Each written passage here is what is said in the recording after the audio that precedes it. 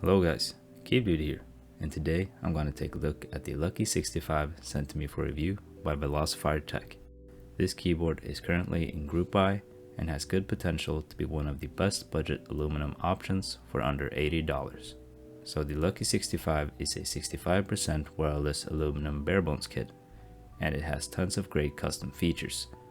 It's gasket mounted, hot swappable, has full RGB, comes with perfectly tuned stabs, and you get an aluminum weight too. And you get all of this for a price of $79 US. This keyboard is available in 7 different colorways. With the E-coded options, you have wave blue and milky white. And for the anodized options, you can choose either silver, black, navy blue, violet, or carmine, which is my favorite.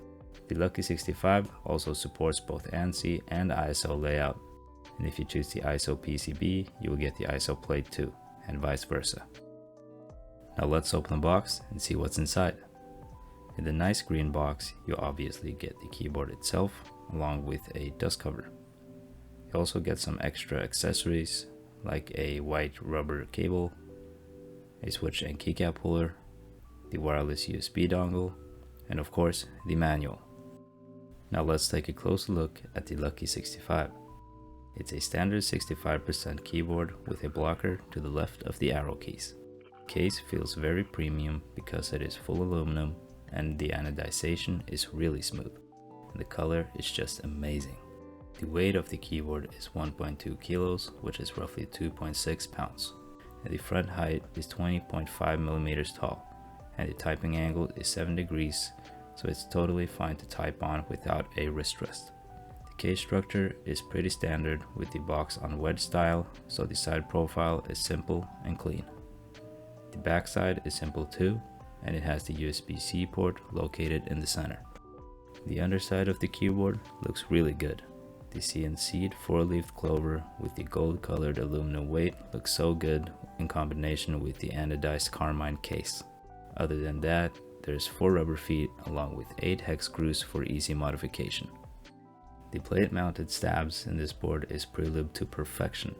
There's absolutely no rattle to be heard of, and this is so great as tuning stabs can be really frustrating at times. So moving on, let's take a look at the internals of this barebones kit.